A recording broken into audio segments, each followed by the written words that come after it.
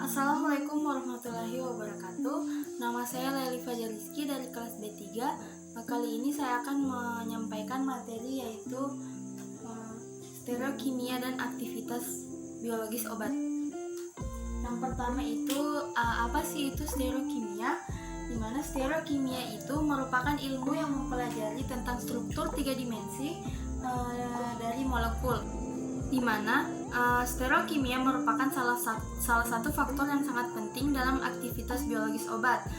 Oleh karena itu, pengetahuan tentang hubungan aspek stereokimia dengan aktivitas farmakologis obat sangat menarik untuk dipelajari. Di mana untuk berinteraksi dengan reseptor, obat itu harus mencapai sisi reseptor dan sesuai dengan permukaan reseptor. Di mana faktor sterik yang ditentukan oleh stereokimia molekul obat dan permukaan sisi reseptor sangat memegang peranan penting dalam menentukan efisiensi interaksi obat dan reseptor. Selanjutnya, ada dua aspek stereokimia obat, yakni isosterisme dan isomer.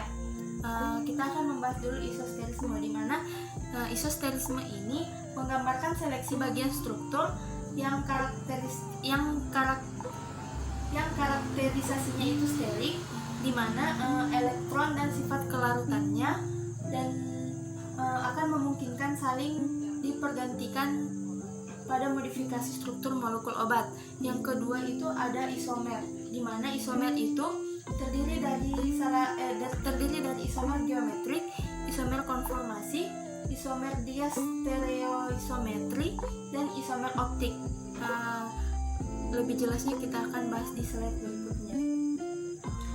Terus lanjut, pada interaksi obat reseptor ada dua nilai yang sangat penting, yaitu distribusi muatan elektronik dalam obat dan reseptor, serta bentuk konformasi obat dan reseptor.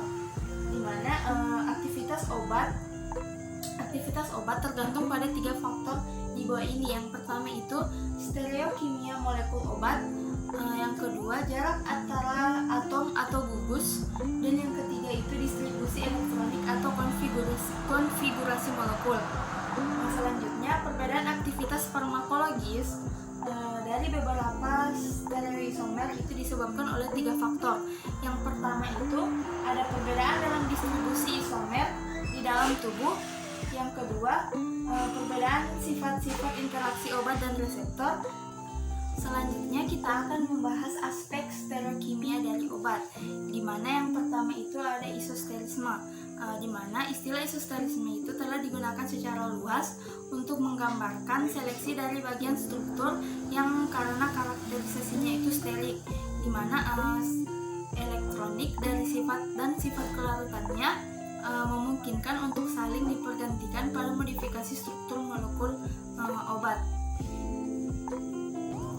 Selain gugus isosterik dan bioisosterik, dikenal pula ada 2 gugus, yaitu yang pertama gugus haptoforik dan gugus farmakoforik, di mana gugus haptoforik itu merupakan gugus-gugus yang membantu pengikatan obat dan reseptor, sedangkan gugus farmakoforik itu gugus-gugus yang bertanggung jawab terhadap respon biologis obat.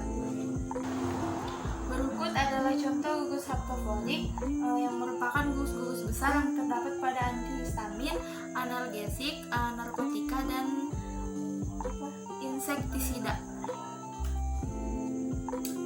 Yang selanjutnya ada contoh gugus farmakoforik, di mana gugus sulfonilurea yang ada pada antidiabetes, gugus sulfonamida pada antibakteri, dan gugus sulfon pada penghambat karbonik anhidrasa.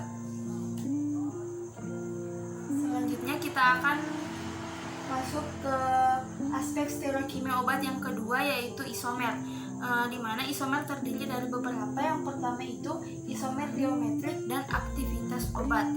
Apa sih yang dimaksud dengan isomer geometrik? Isomer geometrik atau isomer cis-trans merupakan isomer yang disebabkan oleh adanya atom-atom atau gugus-gugus yang terikat secara langsung pada suatu ikatan rangkap atau dalam suatu sistem asiklik, di mana ikatan rangkap di mana ikatan rangkap dan sistem asiklik yang stabil akan terbentuk isomer cis trans, dan isomer cis trans yang cenderung akan menahan gugus-gugus dalam molekul pada ruang yang relatif berbeda, di mana akan terbentuk isomer cis trans dalam molekul pada ruang yang relatif berbeda, dan perbedaan letak gugus-gugus tersebut dapat menimbulkan perbedaan kimia fisika yang akan mengakibatkan distribusi isomer dalam media biologis juga itu akan berbeda.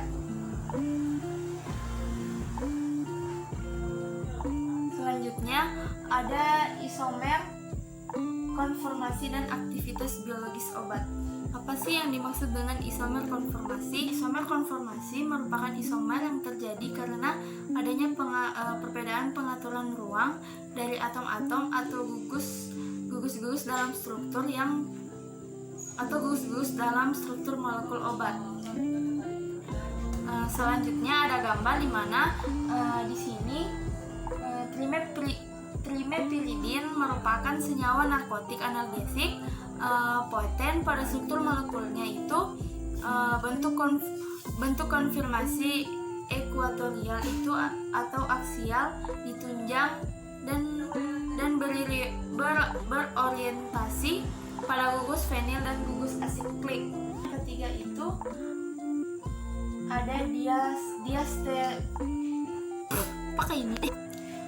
Selanjutnya yang ketiga itu ada diastereoisomer, merupakan isomer yang disebabkan oleh senyawa yang mempunyai dua atau lebih pusat atom asimetrik, di mana mempunyai gugus fungsional sama dan memberikan tipe reaksi yang sama pula, di mana di sini kedudukan gugus-gugus substitusi terletak pada ruang yang relatif berbeda, sehingga diastereoisomer ini mempunyai sifat yang sifat fisik dan kecepatan reaksi serta sifat biologis yang berbeda.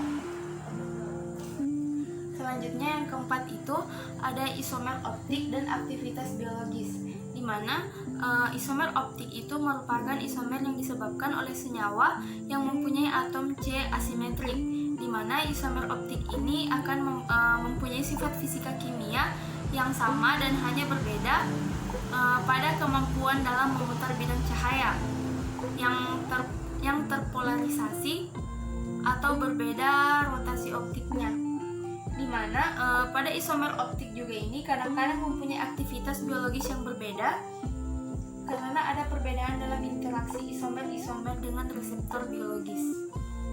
Selanjutnya, perbedaan aktivitas dari isomer optik itu dapat dijelaskan dengan beberapa perkiraan sebagai berikut.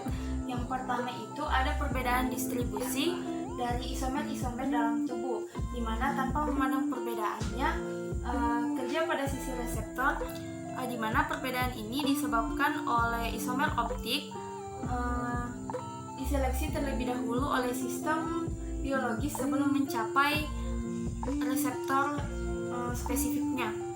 Contohnya itu sebagai contoh, isomer optik akan berinteraksi dengan senyawa yang aktif optik dalam cairan tubuh. Misalnya itu protein plasma akan membentuk diastereoisomer sehingga terjadi perbedaan absorpsi, di mana distribusi dan metabolisme isomer tersebut. Yang kedua itu contohnya salah satu isomer optik akan cenderung dimetabolisme oleh enzim yang bersifat stereospesifik. Mungkin itu saja yang dapat saya sampaikan terkait materi stereokimia dan aktivitas biologis obat. Lebih dan kurangnya mohon dimaafkan. Wabillahi taufiq wal hidayah. Wassalamualaikum warahmatullahi wabarakatuh.